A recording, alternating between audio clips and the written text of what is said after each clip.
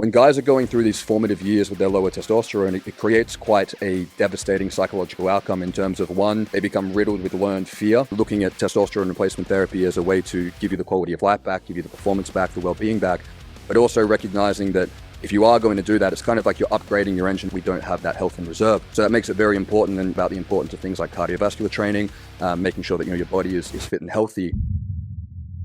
So one thing that's been interesting for me is I work with a lot of younger guys, and a lot of the discourse around testosterone replacement and hypergonadism, I have found tends to steer more towards age-related hormone decline.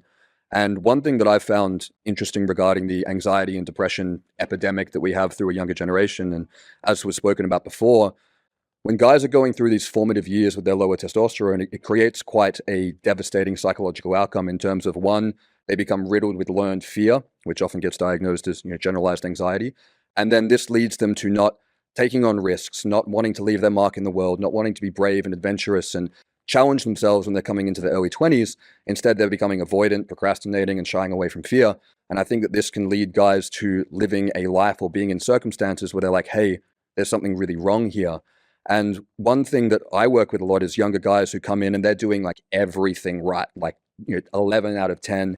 Every single aspect of their life is dialed in. Their training, their nutrition, they're doing everything perfectly, but they're still hypergonadal.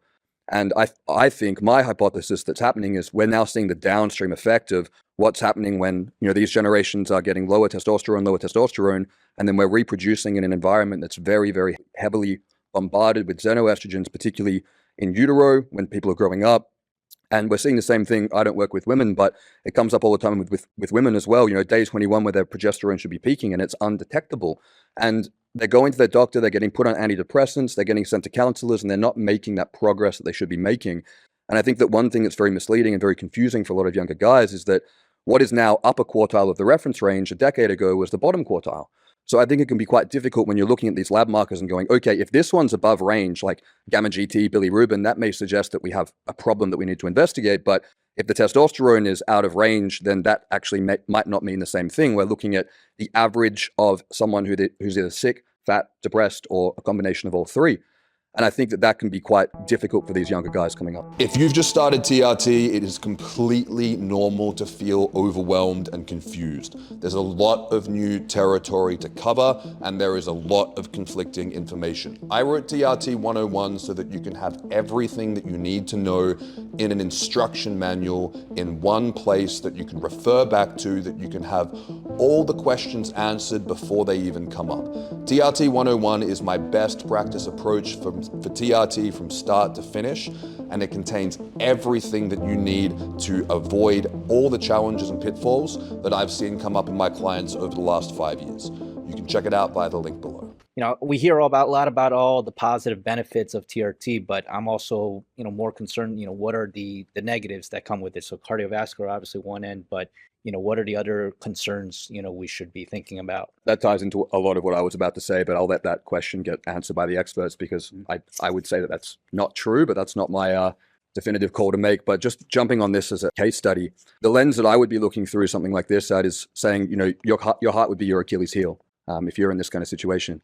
And I think what's important is, looking at testosterone replacement therapy as a way to give you the quality of life back, give you the performance back, the well-being back, but also recognizing that if you are going to do that, it's kind of like you're upgrading your engine in your car. So you need to be working on upgrading all the other parts around the car and making sure you're a good driver. Because if you're going to make this commitment to having higher testosterone levels, it's also very important that because you've got this Achilles, that you're really supporting your body with the proper diet, the proper nutrition, the proper lifestyle factors, because otherwise you could be putting a bit more of that stress on the heart, which is why it's so important. And Dr. O'Connor had a great term. I think you said like health in reserve for younger men.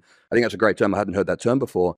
And this is something where we're looking at going, okay, this is kind of the opposite of that. We don't have that health in reserve. So that makes it very important. And, Luke talks a lot about the importance of things like cardiovascular training, making sure that, your body is fit and healthy. And I think that that would be a really important lens to look at and go, okay, if I am going to go down this hormone replacement therapy path, I need to look at it holistically in terms of being like, what's going to give me the ability to tolerate and thrive with these optimal androgen levels?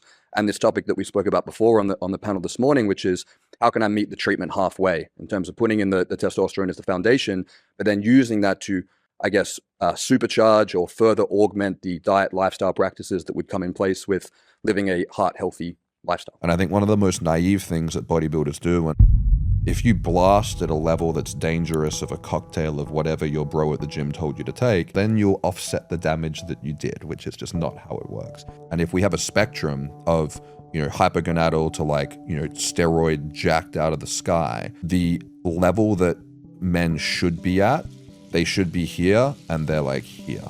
So that makes a big difference for how much muscle mass you can accrue over 10 years of training.